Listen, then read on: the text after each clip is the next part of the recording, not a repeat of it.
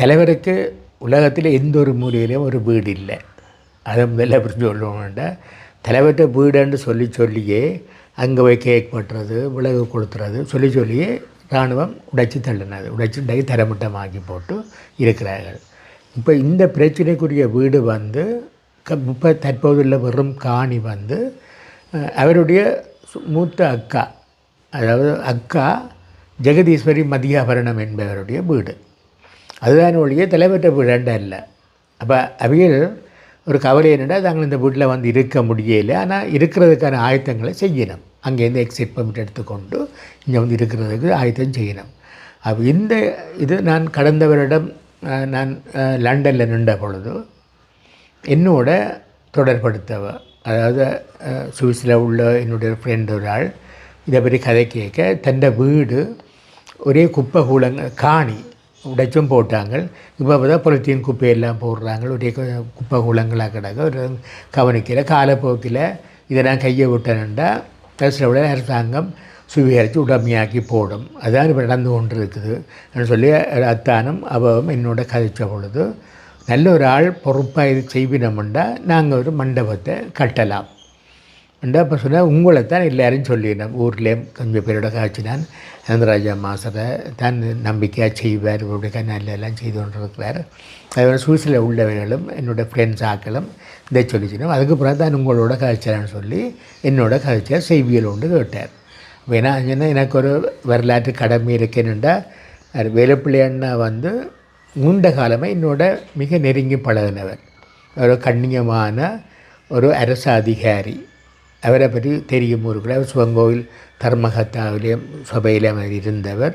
பிறகு ஆக்களோட நல்ல பண்பாக பழகிற ஒரு மனிதன். என்னோட பழகினதில் அப்போ அவருக்கு ஒரு மணி மண்டபம் இல்லை அவர்கிட்ட நினைவு மண்டபம் கட்டணுமென்றதில் எனக்கு ஒரு விருப்பம் இருந்தது.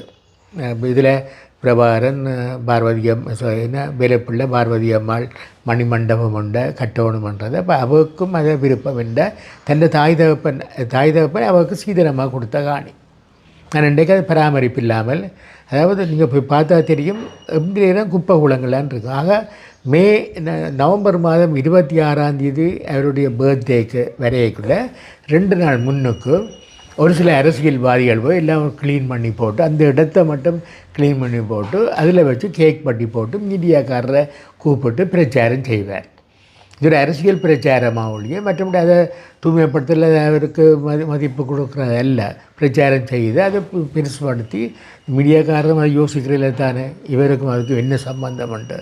இந்த சம்பந்தம் இல்லாத ஒருவர் கேட்க வட்டி அதால் தான் இந்த வீடு உடைக்கப்பட்டது.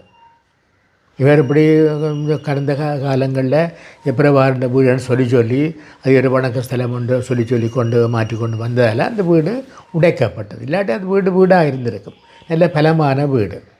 அப்போ இந்த இதில் எனக்கு இங்கே நான் லண்டன்லேருந்து இங்கே வந்த பொழுது என்னை திரும்ப தொடர்படுத்து வேறு ஒரு நாள் தொடர்படுத்து அட்டோர்னி தத்துவம் தந்தவர். அதாவது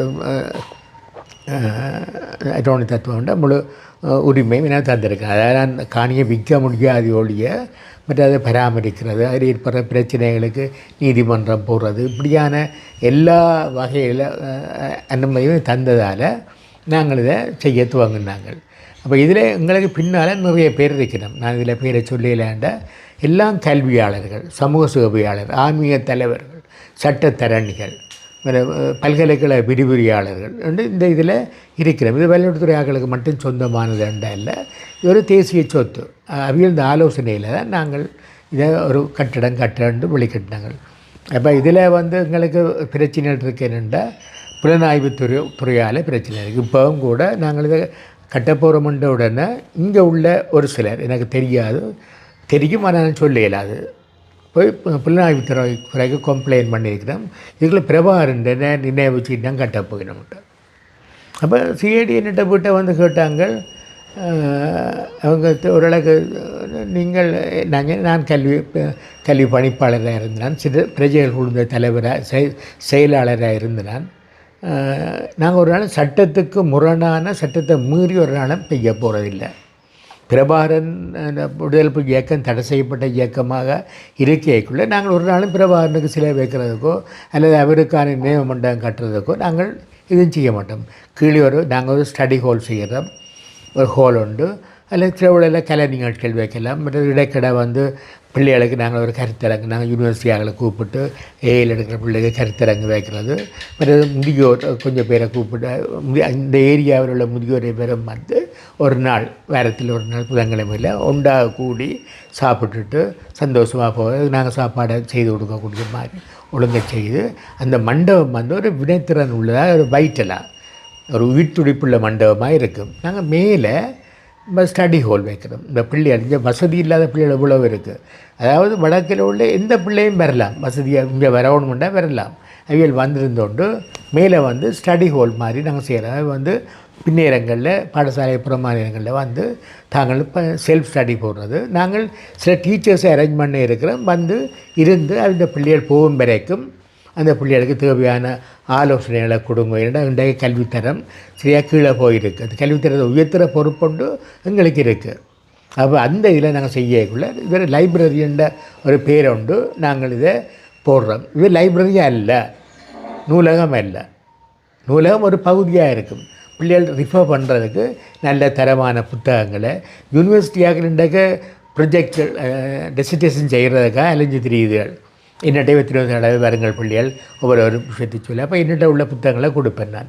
அப்போ அந்த பிள்ளைகள் சொல்லியிருக்கோம், சார் நாங்கள் எங்களோட பொது நூலகங்கள் இல்லாத புக்ஸ் எல்லாம் உங்கள்கிட்ட வச்சுருக்கிறீங்க, கல்வி சம்பந்தமான இல்லை ஆய்வு சம்பந்தமான புத்தகங்கள். அப்போ அது நான் அங்கே அப்படி ஒன்றை வச்சு அந்த பிள்ளைகளை நாங்கள் அதில் ஆய்வு செய்கிறதுக்கு கூப்பிட்டு செய்யலாம். அப்போ இது இந்த நோக்கத்தில் நாங்கள் செய்கிறோம். மற்றது எங்களோட உள்ளூர் பழைய பாரம்பரியமான பொருட்களை காட்சிப்படுத்துறது. அதான் நாங்கள் வரலாற்று மையம் கொண்டு போடுறோம்.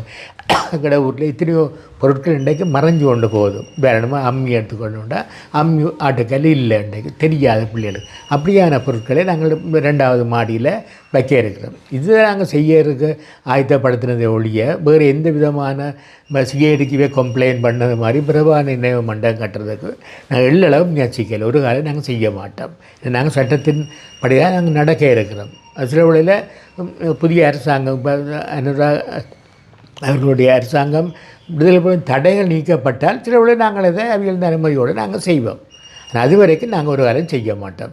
இந்த கட்டிடம் வந்து ஒரு முக்கியமான ஒரு வரலாற்று நினைவாக இந்த வயலோடத்துறைக்கு மட்டுமில்லை வடக்கு கிழக்கு முழுக்க பயன்படுத்தக்கூடிய வகையில் ஒரு முக்கியத்துவமான ஒரு அழகு நிறைந்த ஒரு மண்டபமாக கட்டப்படும்.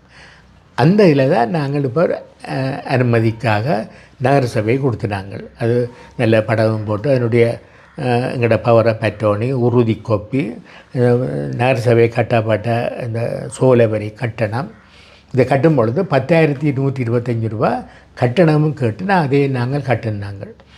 அப்போ நான் நகர சபையில் தலைவராக இருந்தேன். நான் ஒரு கண்ணியமான தலைவராக இருந்தேன். எந்த மோசடியும் செய்யலை. மோசடி செய்ததாக முன்ன இப்போ உள்ள சில அரசியல்வாதிகள் இப்படி சொல்கிறான்னு கூட எல்லா பக்கத்தாலையும் எனக்கு அடியாண்டு அடித்து இப்போ நாங்கள் நிமிர்ந்து நிற்கிறோம். அந்த வகையில் அந்த கட்டிடத்தையும் கட்டி போட்டு நான் இருந்த காலத்தில் 15 நாட்களுக்குள்ளே நாங்கள் இந்த அனுமதியை கொடுக்குறோம். நாங்கள் ஒரு தனிநபர் தன்னுடைய காணிக்குள்ளே ஒரு கட்டிடம் கட்ட போகிறோன்னு சொன்னால் இந்த ஸ்ட்ரீட்டில் என்ன பார்ப்பினோம், இந்த ரோட் இதுலேருந்து எவ்வளோ தூரத்தில் இருக்கணும், இந்த டாய்லெட்ஸ் இருக்குதா, இரண்டெல்லாம் பார்த்து போடும். இந்த கட்டடம் சரியான முறையில் இருந்திருந்தால் இதேவேள் யூடிஏக்கு அனுப்பணும். நகர அபிவிருத்தி அதிகார சபைக்கு 7 நாட்களுக்குள்ளே அனுப்பியிருக்கணும். அவியல் வந்து இதை பார்த்து போட்டு சில வந்து நேராக பார்த்து போட்டு அப்ரூவ் பண்ணிவினோம். அவை முன்னுக்கு மெண்டேட் போட்டுக்கிறோம். 21 நாட்களுக்குள்ளே நாங்கள் கட்டிட அனுமதியை கொடுப்போம்ட்டு. ஆச்சரியமாக இருக்குது. இப்போ 60 நாட்கள் முடிஞ்சது, அந்த கட்டிடத்துக்கு அனுமதி வழங்கப்பட இல்லை. கல்லூரித்துறையில் இடம்பெற்ற அந்த மாதாந்த அமர்வுகள் குறித்த விவகாரம் வந்து பேசப்பட்டது. இதன் போது இந்த திட்டத்தை விண்ணப்பம் செய்தால்கிட்ட வந்து ஒரு கோரிக்கையை முன்வைக்கலான்னு சொல்லியும், அதாவது வந்து அங்கே அது தேசிய தலைவரோட வீடு என்ற அடிப்படையில் அது இந்த இதுக்கு பாதிப்பு இல்லாத வகையில் பழைய மாதிரி தேசிய தலைவரோட வீடு மாதிரியே ஒரு கட்டுமானத்தை அமைச்சு செய்யணும் என்ற மாதிரியும் ஒரு முன்மொழிவோடு செய்யப்பட்டது. அதோட அறிவிப்பு இல்லை என்ன தேசியத்தில் வந்து வீடு இல்லைன்னு முதலே நான் உங்களுக்கு தெளிவாக சொல்லியிருக்கிறேன். அவருடைய வீடு அல்ல, அது அவருடைய தந்தையார் கட்டின வீடு. அப்படியே அவருடைய மகளுக்கு சீதனமாக கொடுக்கப்பட்ட வீடு. அது சின்ன வீடு, 750-800 சதுர அடி உள்ள வீடு. அதுக்குள்ளே ஒன்றும் செய்யலாது, லைப்ரரியும் வைக்க இயலாது, நாங்கள் என்ன ஸ்டடி ஹாலும் வைக்க இயலாது, பேரண்ட்ஸை கூப்பிட்டு கதைக்க இயலாது, முதியோர்களை கூட கதைக்க இயலாது. அப்படி செய்ய வேண்டிய தேவையில்லை. அதை தீர்மானிக்கிறது அந்த வீட்டு சொந்தக்காரர், அந்த வீட்டினுடைய உரிமையாளர், ஆதரவு உரிமையாளர் திருமதி ஜெகதீஸ்வரி அவர்கள்லாம் தீர்மானிக்கணும் என்ன செய்கிறதுன்றது. இவைக்கு எந்த உரிமையும் இல்லை, இதை அப்படி கதைக்கிறதுக்கு எந்த உரிமையும் இல்லை.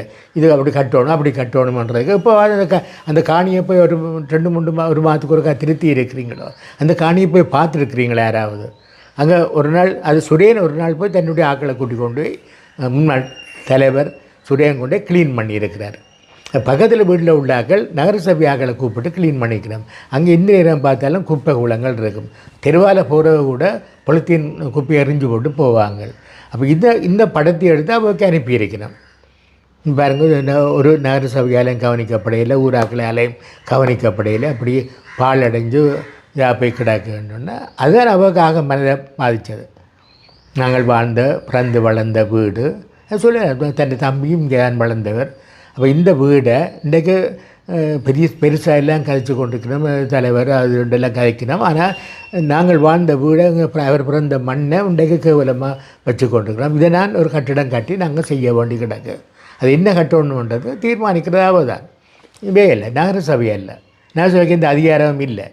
அதை அனுமதிக்க முடியுமோ அனுமதிக்க முடியாதுன்றதுக்கு எங்களுக்கு காரணம் தரணும். காரணம் தந்தால் நாங்கள் அடுத்த நடவடிக்கை எடுப்போம். இந்த பணி வந்து இப்போ அனுமதி கிடைச்சா எவ்வளோ காலத்தில் அந்த பணியை ஆரம்பிக்கப்படும்? அனுப்புறதுக்கோ இந்த கட்டுமான பணி அனுமதி கிடைச்சா பிறகு கிடைச்சால் எங்களுக்கு 1 வருஷத்துக்குள்ளே நாங்கள் எல்லாம் முடிப்போம்.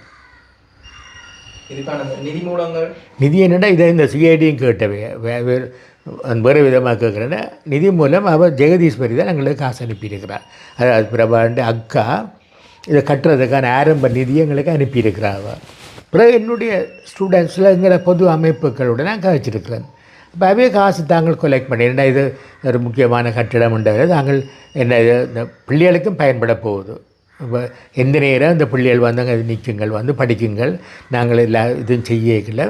அப்படி நல்ல ஒரு வேலை செய்கிறீங்கன்னு சொல்லி வெளிநாட்டில் உள்ள ஆக்கள் பெரும்பாலும் இந்த மாணவர்கள் அவர்கள் தாங்கள் காசு அனுப்புறதுக்கு தயாராக இருக்கிறோம். இப்போ நகரசபைகளுக்கு அந்த கட்டிடத்துக்கு அனுமதி வழங்காததால் நான் சொல்லியிருக்கிறேன், இப்போ நீங்கள் காசை சேர்க்க வேணாம்ன்ட்டு. இப்படி ஒரு குற்றச்சாட்டு தேசிய தலைவர் வாழ்ந்த வீடு அதன் வரலாறு இதில் வேறு ஒரு இது வந்தால் மடங்கடிக்கப்பட்டோம்னு சொல்லி ஒரு கருத்து இருக்குது. இது என்னென்னா இப்படி கதைக்கிறார்கள் தேசிய தலைவரை பற்றி ஏதாவது இடத்துல எழுதியிருக்கணுமோ, அல்ல அவருக்கு ஏதாவது மரியாதை செய்யக்கூடிய வகையில் எங்கேயாவது அல்ல ஒரு உலகத்தில் எந்த ஒரு நாட்டிலேயாவது ஒரு பொதுவாக ஒரு நினைவு சின்னம் இல்லை நினைவை அனுப்பி செய்திருக்கிறோமோ? ஒரு காலம் அது செய்தது கிடையாது. தேசிய தலைவர் வாழ்ந்த வீடுன்றது, அவர் பிறந்து வாழ்ந்த வீடுன்றது அது எப்பவும் இருக்கும். அது அவருடைய அக்கா மனதுக்குள்ளே என்னென்னலாம் நினைச்சிருக்கிறார். அது சரியாக வந்தால் உலகத்திலே ஒரு முக்கியத்துவம் வாய்ந்த ஒரு கட்டிடமாக இது மாறும். ஆக இப்போ இந்த என்ன ஆடு நினைதுண்டு ஓனை அழுகிறது மாதிரி சில துள்ளி கொண்டிரிய தேவையிலவியல் வந்து இதில் அந்த வீடை பற்றிய நினைக்காதவங்க இப்போ இதை பற்றி காய்ச்சி கொண்டிருக்கிறாங்க. அல்ல அவியல் காசு தந்த அவியல் இது செய்கிறதுக்கு அல்ல நான் சொன்ன மாதிரி அட்லீஸ்ட் ஒரு கிழமை ஒருக்காத்தனை போய் திருத்தி இருப்பாங்களோ. இப்போ அந்த கிணறை போய் பாருங்கோ, கிணத்துக்குள்ள எவ்வளோ அழுக்குகள் கிடக்கு, எவ்வளோ குப்பை கூலங்கள் கிடக்கு, தென்னோலிகள் அதில் எல்லாம் முந்து கிடக்கு, அதை போய் திருத்தி இருப்பினோம். சும்மா கேக் பட்டுறதுக்கு பிரச்சாரம் செய்கிறதுக்காக அந்த வீடு இருக்குது. அது ஒரு எழுதியிருந்தார், சிங்கள மக்களும் முஸ்லீம் மக்களும் வந்து மண்ணள்ளி கொண்டு போகிறாங்க அந்த வீடு வெறுமா விடணுமெண்டு. என்ன அவன் யாரோ ஒரு மண்ணள்ளி கொண்டு போகிறதுக்கு அந்த ஆட்டி ஒரு காணியை நாங்கள் வருமா விடணுமா? இந்த மண்ணள்ளி கொண்டு போன எந்த ஒரு சிங்களவராவது எந்த ஒரு முஸ்லீமாவது தேசிய தலைவருக்கு எதிராக 7 நாடுகள் சேர்ந்து 7க்கு மேற்பட்ட நாடு சேர்ந்து அழிக்க 165,000 பொதுமக்களை சுட்டு கொள்ளைக்குள்ளே எந்த சிங்களவங்களும் இந்த முஸ்லீம் மக்கள் குரல் கொடுத்தவியல் இதை அரசாங்கம் நிப்பாட்டணுமெண்டு.